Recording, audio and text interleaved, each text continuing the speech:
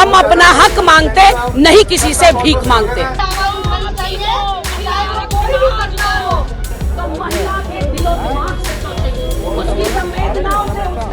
अपना हक मांगते, हम अपना हक मांगते, नहीं किसी से भीख मांगते। हम हमारा हक मांगते। दोस्तों, उत्तराखंड की सियासी हवा बदल रही है। तपती धूप में उत्तराखंड की सियासी गर्मी का मीटर भी हाई है। रिकॉर्ड तोड़ गर्मी और सियासत। महिला आरक्षण को लेकर सड़क पर माहौल तनावपूर्ण।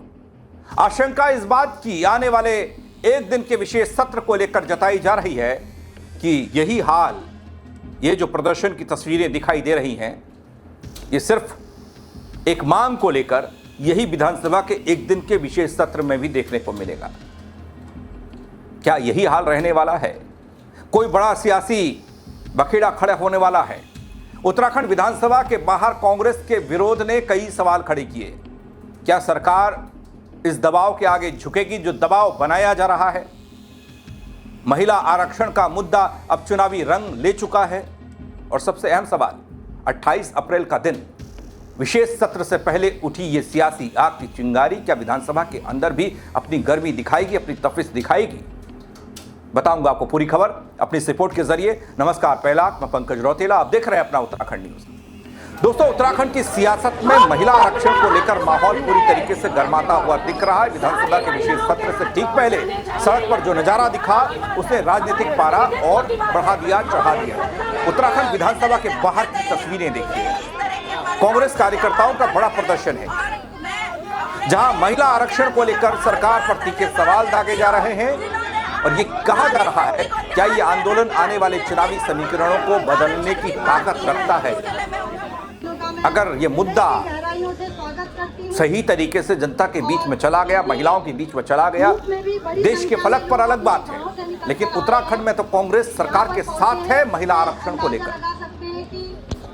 अब क्या करेगी सरकार? बीजेपी वाले सोच रहे हैं। क्या विशेष सत्र से ठीक पहले उठी ये राजनीतिक आग सदन के अंदर भी दिखाई देगी? ये सवाल मेरा है, क्योंकि एक ही दिन का विशेष सत्र है और विशेष सत्र में निंदा प्रस्ताव, ये वो तमाम तरह की बातें पहले से हो रही हैं। तो सड़क से लेकर सदन तक सियासी संग्राम होगा। हर किसी की नजरें 28 अप्रैल के विशेष सत्र पर टिकी हैं। लेकिन जरा इन तस्वीरों पर गौर फरमाइए पहले।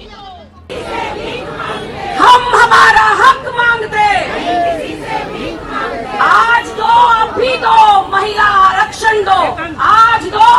दोस्तों, उत्तराखंड की सियासत की ये आज की तस्वीर है। महिला आरक्षण को लेकर एक बार फिर से ये राजनीतिक घमासान की तस्वीर है।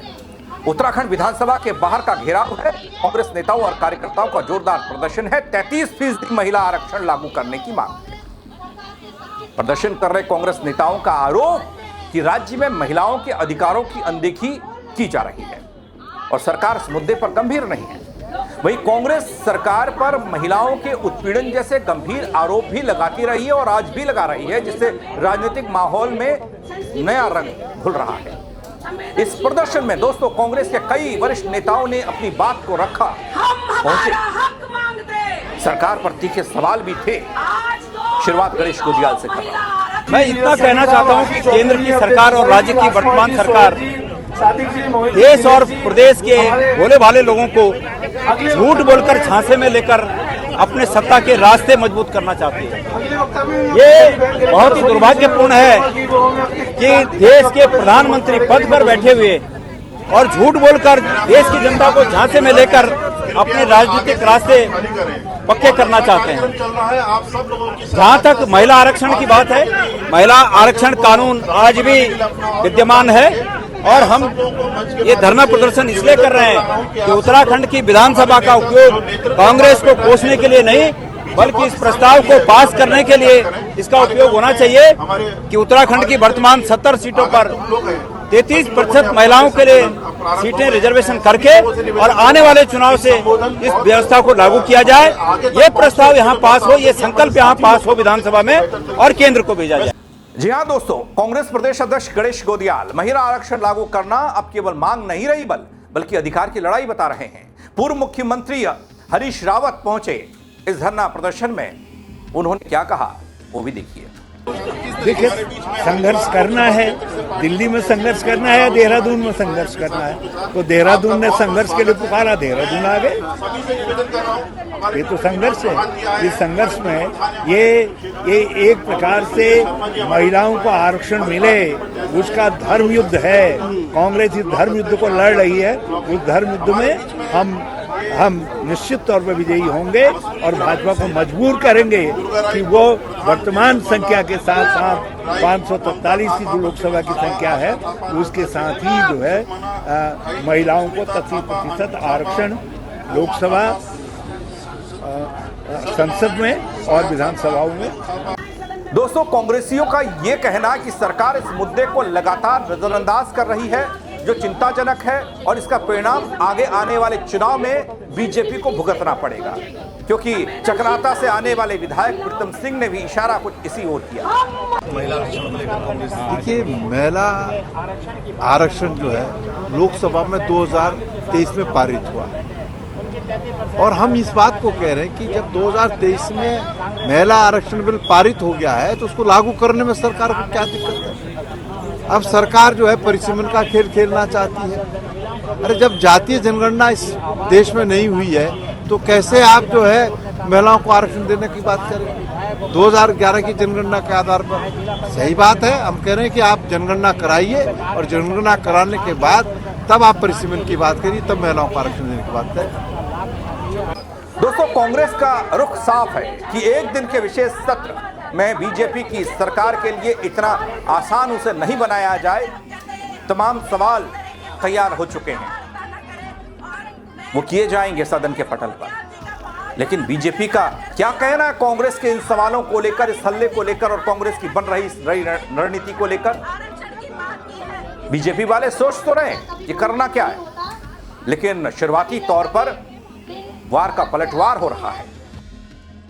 देखिए, अभी जो नारी शक्ति बंधन अधिनियम है, उस अधिनियम को कांग्रेस ने बड़े षड्यंत्रकारी ढंग से, बहुत योजनाबद्ध तरीके से पास नहीं होने दिया और आज फिर हम लोगों को उसके लिए संघर्ष के रास्ते पर जाना पड़ रहा है। इस पूरे विषय को लेकर विधानसभा के अंदर चर्चा होगी और एक निंदा प्रस्ताव कांग्रेस और उसके सहयोगी दलों के विरुद्ध वहाँ पर पास करेंगे, क्योंकि ये लोकतंत्र की हत्या हुई है। कहीं न कहीं 50% आबादी को जो अधिकार हम देना चाहते थे, जो सामाजिक, राजनीतिक और आर्थिक क्षेत्र में उनकी भागीदारी सुनिश्चित करना चाहते थे, कांग्रेस के इस आचरण के कारण, इस महिला विरोधी व्यवहार के कारण वो सब बाधित हुआ है और महिलाओं के साथ कहीं का अन्याय हुआ है। इस पूरे विषय को लेकर सड़क से लेकर विधानसभा और संसद तक हमारा संघर्ष जारी है। अभी 24 तारीख को हमारी आक्रोश रैली है, इसके माध्यम से हम विपक्ष और उसके सहयोगी दलों को चेताएंगे कि अगर उन्होंने महिलाओं के अधिकारों के साथ ये कुठाराघात किया तो निश्चित तौर पर आने वाले समय में उनको इसका खामियाजा भुगतना पड़ेगा और यही विषय विधानसभा के अंदर रहने वाला है। दोस्तों, ये उत्तराखंड की सियासत की एक नई जंग लग रही है। ऐसा लग रहा है तमाम दूसरे मुद्दे गायब हैं, लेकिन अब सबसे बड़ा मुद्दा ये महिला आरक्षण वाला बन गया और सबसे बड़ा सवाल ये बन गया कि आने वाली 28 अप्रैल को विशेष सत्र में क्या होगा। ये मुद्दा कोई ठोस दिशा में जाएगा? महिला आरक्षण पर बात होगी क्या? उत्तराखंड में कांग्रेस जिस आरक्षण को लागू करने का दबाव सरकार पर बना रही है उसको लेकर कोई फैसला होगा, या फिर कांग्रेस ने जिस तरीके से केंद्र में संसद में समर्थन नहीं किया विपक्षी पार्टियों ने, उसके खिलाफ सरकार निंदा प्रस्ताव लाई? क्या सरकार और विपक्ष के बीच ये टकराव सदन के भीतर देखने को मिलेगा? ये वो सवाल है जो 28 तारीख को तक इंतजार करना पड़ेगा। ये सियासी बयानबाजी, ये सब हो हल्ला सिर्फ इसलिए 33% आरक्षण मिले महिलाओं को। कांग्रेस कह रही है हम सरकार के साथ हैं, सरकार उत्तराखंड में इस 33% आरक्षण को लागू कर दे, जिससे कई सियासी तस्वीर बदलती हुई दिखाई देगी, महिलाओं का प्रतिनिधित्व बढ़ेगा।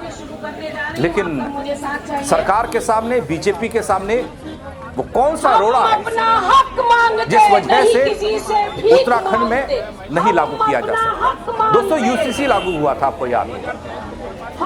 पीठ थपथपाई गई थी कि पहला राज्य बन गया उत्तराखंड, लेकिन महिला आरक्षण लागू करने में देरी क्यों हो रही है? क्या यहां यह पूछ लिया जाएगा केंद्र से कि भाई किस हिसाब से, किस बिना पर, जब केंद्र में, संसद में समर्थन नहीं हुआ तो उत्तराखंड में कैसे कांग्रेस समर्थन कर रही है सरकार का, और क्या कह रही है?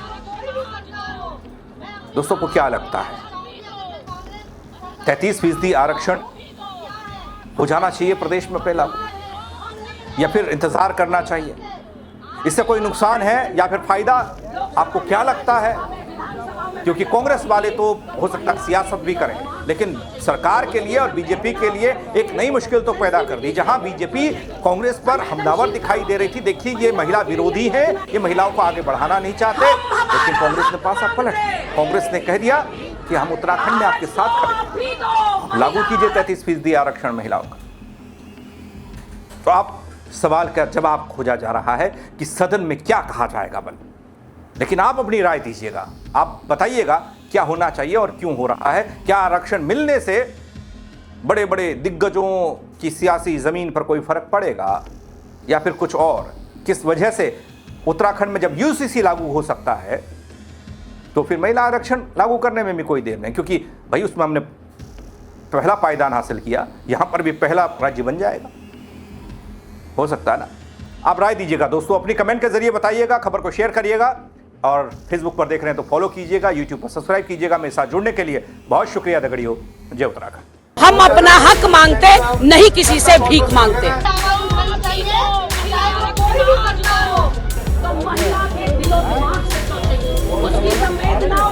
हम अपना हक मांगते, हम अपना हक मांगते, नहीं किसी से भीख मांगते। हम हमारा हक